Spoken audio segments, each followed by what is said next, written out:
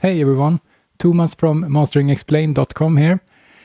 In this video I'm going to talk about a very powerful feature in Reaper called Take Effects. And this is a very useful feature that I use every day when mastering, so let's have a look at it. Okay, so the usual way to add plugins in a digital audio workstation is to do it on the track that contains the audio that you want to work with. You have somewhere on your channel that you can add effects, and then you do that and it will process everything that is on the channel, on the track. In Reaper and in some other digital audio workstations as well, we can also put plugins directly on the items. So for example, if we are working with, in this case, 3 different songs, then each of these songs can have their own plugin chain, and we can keep them all on the same track in Reaper.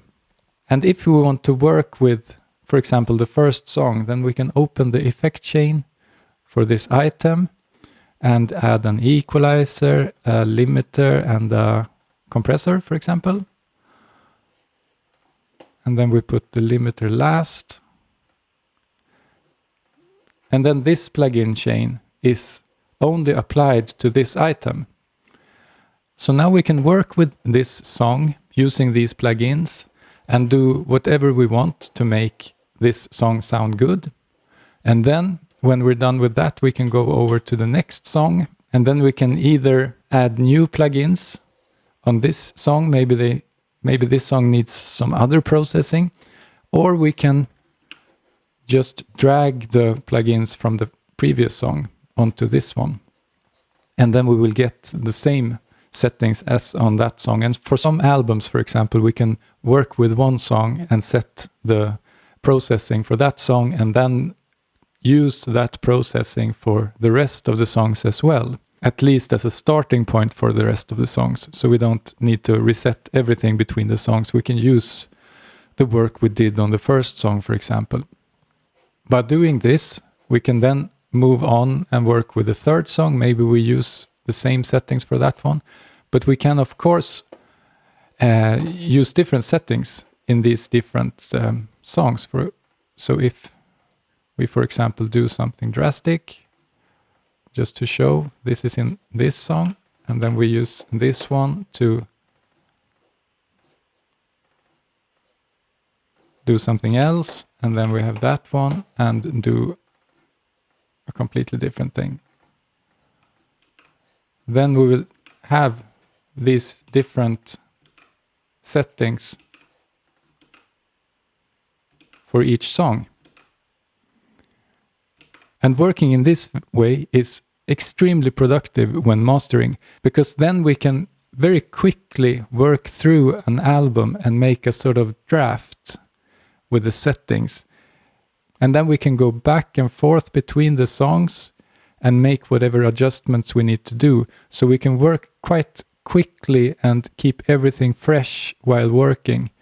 So when I begin mastering an album, I will have a listen to each song, not the whole song often, but just sort of get an overview of how does this album sound. And then I will look for the song that I want to begin working with. And there can be several reasons for choosing a song, but sometimes it's because I think a song sounds good, and I think that that should be sort of the reference for the rest of the album. Then I will begin working with that song.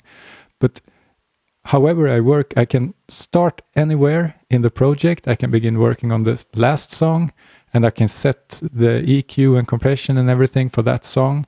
And then I can move over to the first song. And while working, I can skip between the songs very easily. And all the processing is available. Nothing is printed yet.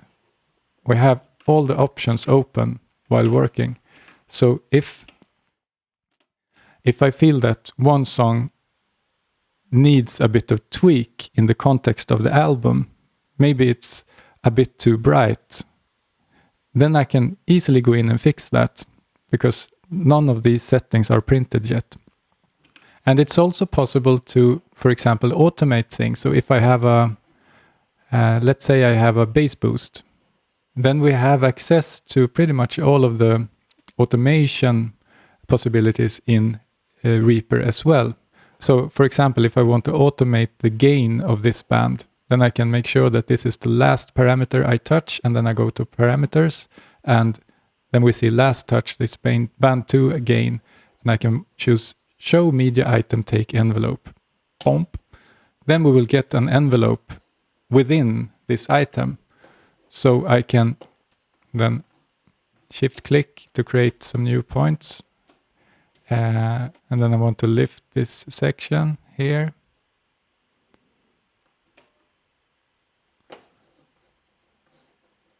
And then I have automated this section here. Yeah, you get the point. So we are free to do pretty much anything that we want. And there are a couple of things that we can do to make working with take effects a bit easier. And one of the things is to make sure that these buttons are visible on the items, because they in the vanilla installation they are not visible. So if we open up preferences and choose appearance media, here we can choose what buttons do we want on the media items, and I prefer to have both of these checked, so even items without any take effects will have this button visible, as well as items with take effects. So these two should be enabled, and then we will get this little FX button here on each item. And another good thing to do is to assign a shortcut to opening and closing the effect chain for a selected item. And that we can do if we bring up the action list, and then we can search for show item FX chain. So here we have an action show FX chain for item take, and I have assigned this to Command W. On Mac OS, this is a good button because this also closes windows. So I can select an item, press Command W and get the item effects, and then I can press Command W to close it again. So that's very useful. So I can easily get all the item FX windows. And now when the whole album sounds good, then we can edit everything and export all the master files. But before editing and exporting anything, I prefer to render these items so that we lock in all the processing before we do any editing or exporting. So one way to do this is to select an item, right click on it and choose render items as new take. And this will render the item as a new file, and it will attach this new file as a new take on the existing item. Reaper has a very extensive take system. Each item can have several takes that are always in sync, and you can select which take you want to use and so on. So now we have, as the take 1 in this item, we have the original mix with the processing chain and everything. And as a second take, we have the processed version without any additional effects. So if we do that for each of the tracks on the album, then we can edit those afterwards and export everything. And the reason for rendering these items before doing the editing and everything is that then it will be much quicker to export the master files afterwards, because otherwise Reaper would need to apply the processing to the songs on each render. So if you have a lot of output formats, maybe you want to export high resolution files, you want to export 16-bit 44.1 files, maybe you want to export MP3 files and so on, then Reaper would need to do the rendering of the processing for each of those passes, okay? But when we have already rendered these processed versions, then the exports will go much, much quicker. So that's a good thing. And if we, for example, find that, oh no, this one should have a bit different processing, then we can just delete this render take and go back to the processing and render out a new take. So that's take effects in Reaper. I hope you found this video helpful. And as usual, if you have any questions or suggestions, just leave a comment below. And you know the drill, hit like, subscribe, and thank you so much for watching, and I'll see you next time.